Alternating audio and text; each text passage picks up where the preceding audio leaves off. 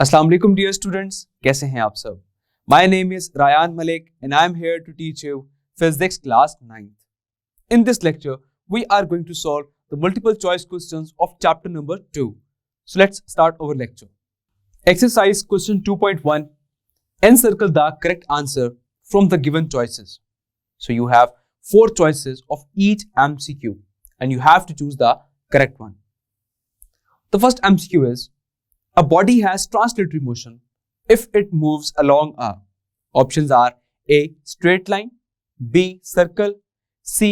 Line without rotation and D. Curved path. So translatory motion में हमने पढ़ा था कि एक बॉडी जो है वो स्ट्रेट लाइन में मूव भी कर सकती है और वो लाइन आपकी कर्व भी हो सकती है, बट बॉडी जो है वो हमेशा एक लाइन के अलोंग मूव करती है and that without any rotation. So in translational motion, a body moves along a line without any rotation. So the option is C, which is line without rotation. This is the correct option. The second MCQ, the motion of a body about an axis is called. Options are A. Circular motion, B. Rotatory motion, C. Vibratory motion and D. Random motion. So एक axis के about जो एक motion होता है उसे हम कहते हैं rotatory motion. So the correct option is B, which is rotatory motion. As the earth oscillates about it axis, तो हम कहेंगे कि वो अर्थ का रोटेटरी मोशन है. Now the third MCQ, which of the following is a vector quantity. Options are A speed, B distance, C displacement and D power. So vector quantity वो होती है जिसका मैग्नीट्यूड भी हो और उसकी डायरेक्शन भी हो. तो if we look at option A speed, तो इसका मैग्नीट्यूड तो होता है लेकिन इसकी डायरेक्शन नहीं होती. बी डिस्टेंस, डिस्टेंस का भी मैग्नीट्यूड होता है, उसकी डायरेक्शन नहीं होती. सो ये भी एक स्केलर क्वांटिटी है. Now if we look at option C which is displacement, displacement इसका मैग्नीट्यूड भी होता है और इसकी डायरेक्शन भी होती है. सो हम कहेंगे कि ये इसमें वेक्टर क्वांटिटी है. So option C is correct. और सिमिलरली अगर ऑप्शन डी की बात करें पावर, तो पावर भी एक स्केलर क्वांटिटी है, इसका भी सिर्फ मैग्नीट्यूड होता है, डायरेक्शन नहीं होती. So the correct option is C, which is displacement. Now the next MCQ number 4, if an object is moving with constant speed then its distance time graph will be a straight line. Options are A. along time axis, B. along distance axis, C. parallel to time axis and D. inclined to time axis. तो यहां पर हम बात करें distance time graph की, और आप जानते हैं कि डिस्टेंस को हम रिप्रेजेंट करते हैं हमेशा से y एक्सिस पर, बिकॉज ये एक डिपेंडेंट क्वांटिटी है, और टाइम को आप रिप्रेजेंट करते हैं x एक्सिस पर क्योंकि ये एक इंडिपेंडेंट क्वांटिटी है. तो अब अगर हमारा ऑब्जेक्ट जो है वो एक कांस्टेंट स्पीड से मूव कर रहा है, दैट मींस कि वो इक्वल टाइम में इक्वल डिस्टेंस कवर कर रहा है, तो ऐसे केस में हमारे पास जो ग्राफ आता है वो एक स्ट्रेट लाइन आती है and that line is inclined to time axis. So option D is correct, which is inclined to time axis. Now move towards the next MCQ, which is MCQ number 5. A straight line parallel to time axis on a distance time graph tells that the object is. Options are A. moving with constant speed, B. at rest, C. moving with variable speed and D. in motion. तो हमारे पास distance time graph में अगर एक straight line आ जाए जो कि parallel हो time axis के, तो स्ट्रेट लाइन है और वो पैरेलल है टाइम एक्सिस के, तो यहां पर हम बात करें डिस्टेंस टाइम ग्राफ की, और जब वो पैरेलल है टाइम एक्सिस के, दैट मींस के ऑब्जेक्ट जो है वो जहां पर स्टार्टिंग में था वो बाद में भी वहीं पर ही है, लेकिन टाइम चलता जा रहा है. सो दैट्स व्हाई हमारे पास एक पैरेलल जो है वो लाइन हमारे पास ड्रॉ हो चुकी है. तो ऐसे केस में हम ये कहते हैं कि आपका ऑब्जेक्ट जो है वो सेम पोजीशन पर है, वो मूव नहीं कर रहा. So that means the object is at rest. So option B is correct, that is at rest. Now the next MCQ number 6. The speed time graph of a car is shown in the figure. Which of the following statement is true? Options are A.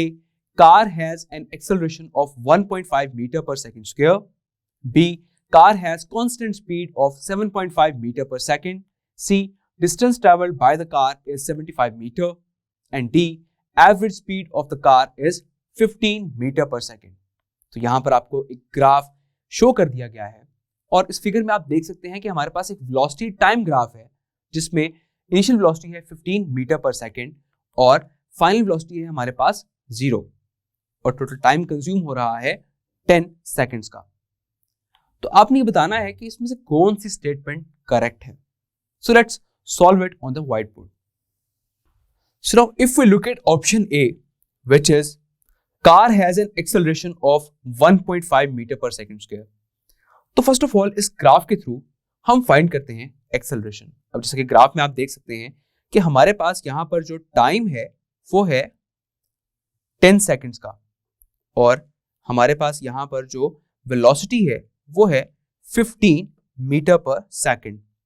तो आपने basically find करना है acceleration. Acceleration के लिए आपको चाहिए initial velocity और final velocity. So ये जो है पॉइंट हमारे पास, this is basically vi initial velocity और यहां से आपका जो ऑब्जेक्ट है वो कांस्टेंट वेलोसिटी के साथ डिक्रीज कर रहा है और फाइनली यहां पर जो वेलोसिटी हो जाएगी that is vf and which is 0। तो अगर हमने फाइंड करना हो एक्सेलरेशन तो एक्सेलरेशन के लिए हम फॉर्मूला यूज करते हैं vf minus vi divided by t। Now just we have to put the values in it. So vf which is 0 minus vi is 15 divided by time है 10 seconds. 0 minus 15 divided by 10. Further divide करेंगे तो answer आ जाएगा minus 1.5 metre per second square. तो यहाँ पर हमारे पास जो acceleration है वो नेगेटिव में आ रहा है, लेकिन आपके पास जो आंसर में ऑप्शन में जो आपको गिवन है which is 1.5 metre per second square. So that means कि ये ऑप्शन करेक्ट नहीं है और ऑल्दो हम नेगेटिव एक्सेलरेशन को हम कहते हैं रिटार्डेशन या फिर हम कहते हैं डीसेलरेशन। सो दैट मींस कि ये ऑप्शन करेक्ट नहीं है। सो अगर हम ऑप्शन बी की बात करें, car has constant speed of 7.5 metre per second. Constant speed, लेकिन यहां पर ग्राफ के थ्रू में शो हो रहा है कि कांस्टेंट स्पीड तो नहीं है, स्पीड तो आपकी चेंज हो रही है। सो ये ऑप्शन भी गलत हो गया। Now if we look at option C, distance travelled by the car is 75 metre. तो अब अगर कार का जो डिस्टेंस है वो है 75 मीटर का, तो हम यहां पर फाइंड करते हैं डिस्टेंस। अब क्योंकि इस केस में वेलोसिटी चेंज हो रही है तो डिस्टेंस फाइंड करते वक्त आप फॉर्मूला यूज करेंगे s is equals to v average multiply by time t और v एवरेज का फिर फॉर्मूला होता है vi plus vf divided by 2 into time t. So now just we have to put the values in it, like s is equals to vi है यहाँ पे 15 plus vf is 0 divided by 2 और time है 10 seconds. So 2 ones are 2 and 2 5s are 10 और 15 plus 0 यहाँ पर आ जाएगा हमारे पास 15 multiplied by 5 and 15 into 5 it becomes 75 meter. So the distance traveled is 75 meter. So that means the option C is correct, which is distance traveled by the car is 75 meter. So now let's move towards the screen. So now the next MCQ is, which one of the following graph is representing uniform deceleration? इनमें से कौन सा graph जो है वो uniform acceleration represent कर रहा है? दैट मीन वो एक्सेलरेशन जो कि सेम हो, एक जैसा हो। तो अगर आपकी वेलोसिटी में कांस्टेंट चेंज आ रहा होगा तो तब वहां पर जो एक्सेलरेशन प्रोड्यूस होगा वो भी सेम होगा। That mean the uniform acceleration. Now if we look at option A, B, C and D, तो यहां पर जो कांस्टेंट वेलोसिटी में चेंज आ रहा है that is in option C. So यहां पर जो एक्सेलरेशन प्रोड्यूस होगा वो भी सेम होगा, दैट इज यूनिफॉर्म एक्सेलरेशन। तो हम कहेंगे कि करेक्ट ऑप्शन है C. Now move toward the next MCQ number 8। By dividing displacement of a moving body with time we obtain, options are A speed, B acceleration, C velocity and D deceleration. तो displacement को जब आप time से divide करते हैं तो हमारे पास आता है velocity.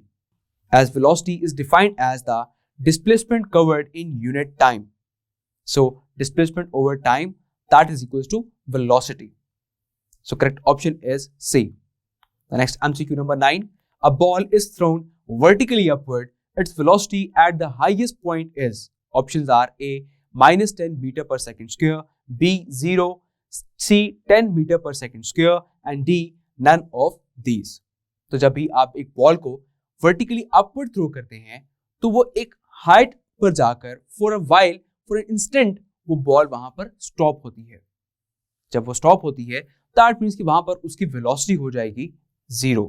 So the correct option is B, which is 0.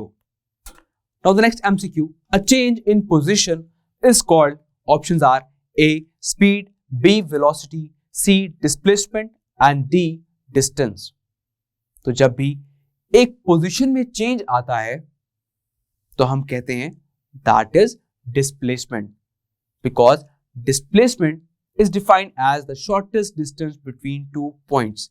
तो जब भी एक पॉइंट में एक पोजीशन में चेंज आएगा तो हम कहेंगे कि एक बॉडी ने डिस्प्लेसमेंट कवर किया है. So the correct option is C. The next MCQ, a train is moving at a speed of 36 kilometre per hour. Its speed expressed in metre per second is. एक train जो कि 36 kilometre per our की speed से move कर रही है तो आपने इसकी स्पीड फाइंड करनी है मीटर पर सेकेंड में. So let's solve it on the white board. We have a speed of 36 kilometre per hour, जिसको आपने कन्वर्ट करना है मीटर पर सेकेंड में. This is MCQ number 11 and the speed v that is equals to 36 kilometre per hour, जिसको आपने convert करना है metre per second में.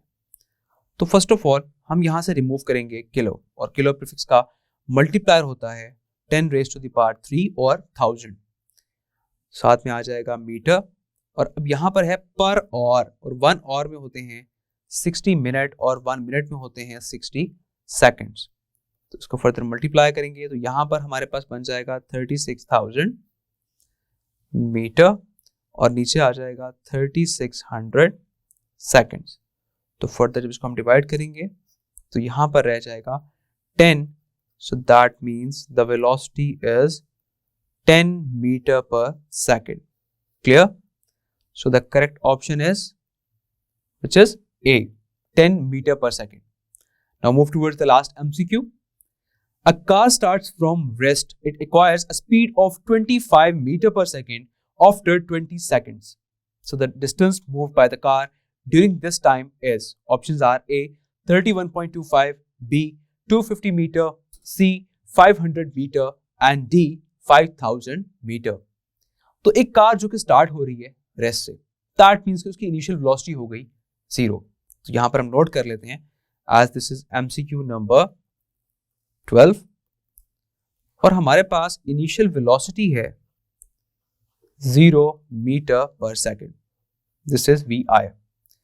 अब कार ने जो स्पीड एक्वायर की which is 25 metre per second, तो हम कह सकते हैं कि VF जो है वो इक्वल है 25 मीटर पर सेकेंड के, और टाइम है टोटल 20 सेकेंड्स. तो आपने बेसिकली फाइंड करना है डिस्टेंस मूव. अब क्योंकि यहां पर भी वेलोसिटी चेंज हो रही है तो आप फॉर्मूला यूज करेंगे S is equals to V average multiplied by T time, and as we know that V average is equals to VI plus VF divided by 2 into time T. Now just we have to put the values in it. So VI is 0 plus VF is 25 divided by 2 into time T is 20. So 2 1 and 2 10s are 20. So यहाँ पे 0 plus 25 ये हो जाएगा 25 into 10 and 25 into 10 it becomes 250 meter. So this is the distance which is 250 meter. Clear? So the correct option is B, which is 250 meter. I hope you understand these multiple choice questions very well. So see you in the next lecture. Till then, take care. Allah Hafiz.